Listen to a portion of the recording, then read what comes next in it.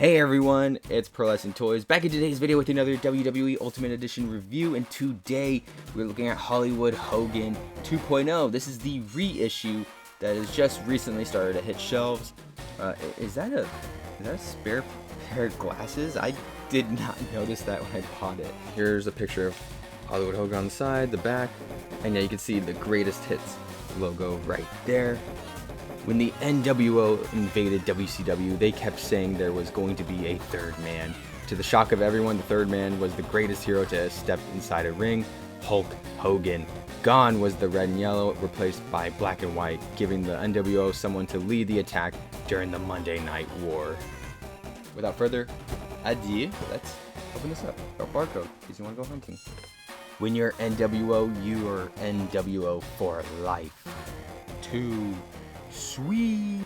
Here's a look at Hogan right out of the packaging, and unlike the other WWE Ultimate figures that are sort of like blandish, you know, in terms of paint apps, other than the head sculpts, this figure does have a whole lot of detail going on. First of all, these boots, you could see like a picture of Hollywood Hogan on the side, the NWO logo underneath it, and then the NWO logo on the inside of the boots. I think that is, and it's just painted so beautifully. It's very, very crisp. All the blue fire effects going all throughout, even on the side of the boots right here. Very, very neat detail. And maybe we can like zoom in on those logos. Yeah, you can just see how super crisp it is due to the digital printing. Yeah, let's take another look at Hogan on the side. Dude, that looks so wonderful, so lifelike. And then continuing up through the tights, and you get like some lightning bolts going down. And it isn't just all white, the lightning effect. There is a blue shadow to it, as you can see right there. Just a very neat touch.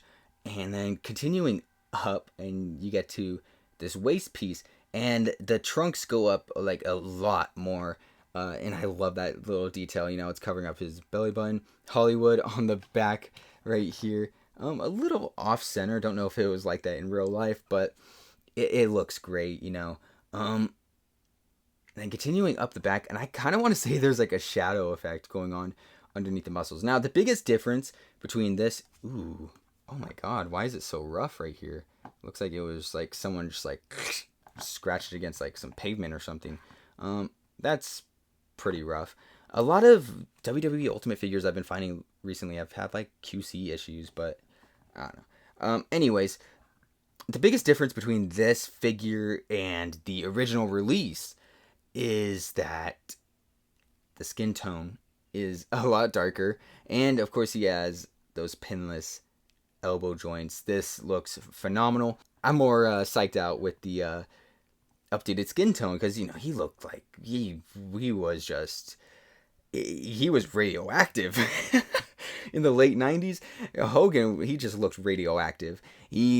Like, you go by him and you're gonna catch a few rads, but that's the biggest difference. And there is a lot of shadowing within the crevices of like his muscle definition, which is a very nice touch. I'm not sure if the original had that detail. I'm a little too lazy to go dig it out of my bin right now. I probably won't dig them out of this bin at all in this review, but yeah, I'll make sure to include some pictures on the side or something. But yeah, just a whole lot of detail. And then we get up to the head sculpts. Now, the head sculpts on the original aren't bad from what I could remember, but here it's all right. Like, this one obviously is not so all right because it has that big old paint splotch right there and on the mustache. Really unfortunate. Ooh, on the back. This could have used some digital printing just to get like some more detail into it, instead it just looks like it looks a little bad. But yeah, I think they captured his likeness very well for this one, for the smiling head sculpt. For this one, however, the neutral head expression, they actually detailed out his beard right here, so it looks more lifelike. The back is still messed up. But yeah, the digital face printing definitely came in on this one a lot better than the smiling head sculpt, because, dude, this looks scarily accurate to Hulk Hogan, or Hollywood Hogan, sorry. The green eyes too. the eyebrows. Yeah, it just all looks really, really good. And then this is definitely my favorite head sculpt of the three. This one is the yelling head expression, and he's a little cross-eye right there, but it's still such a good head sculpt. You know, I love the mouth right there, just yelling, how expressive it is. This could be considered a goofy eye head sculpt, probably, just because the eye is crossed on mine. But yeah, just a wonderful, wonderful head sculpt. He also comes with 2 open C grip hands and 2 fisted hands. He also has the NWO shirt, having Velcro on the front, so you're able to tear it off. What are these called? These feather thingies? I don't know. He has one of these that go around his neck. He also comes with his Hollywood bandana and a pair of sunglasses and an NWO weight belt that goes around his waist. Yeah, there it is, around his waist. He has a lot of layers. Jesus Christ. And last but not least, the NWO World Heavyweight Championship with NWO sprayed on the front. Kind of wish it was a bit darker, as it isn't like super prevalent right there, but yeah, you can kind of see it still. But going over articulation, the head is able to move back this much, go down that much. He has some pivot and side to side movement. His arm is able to move this far up, is able to go back this much, go forward that much. He has upper shoulder rotation, an upper bicep swivel, a double jointed elbow that's able to bend in this much. He has a stand wrist hinge, moving this far up, this far down, and then going all the way around. Now for his abdomen, he's able to bend back this much, go forward a tiny bit. He has some pivot right there and a tiny bit of side-to-side movement, but he does have side-to-side movement at his waist, at the swivel. His leg is able to kick out this much, go out to the side that much, go back not at all. He does not have drop down, but he does have upper thigh swivel, a double jointed knee that's able to bend in this much. He has upper calf rotation, and his foot is able to move this far down.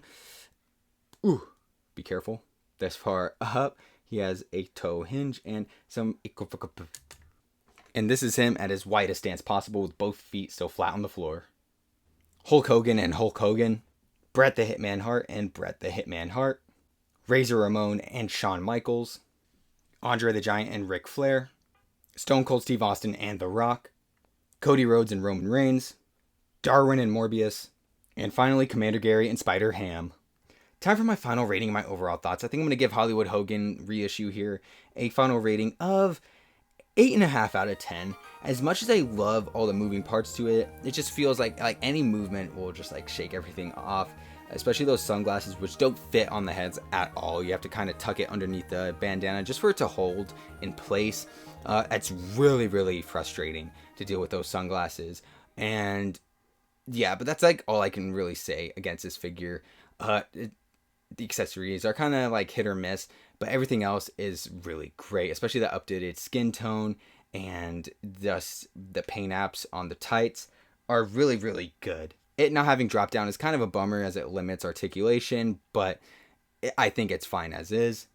So yeah, 8.5 out of 10.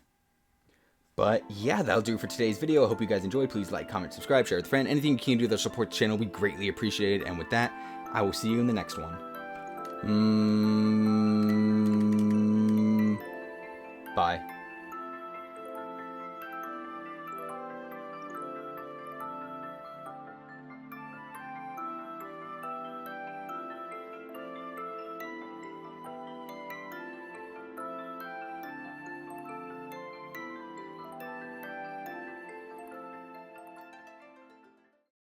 Hulkster here is just full of... Oh, wait, no, he's not the Hulkster. He's Hollywood. Yeah. So Hollywood here is just full of detail. Just look at that. Oh my God, this is a really awful take.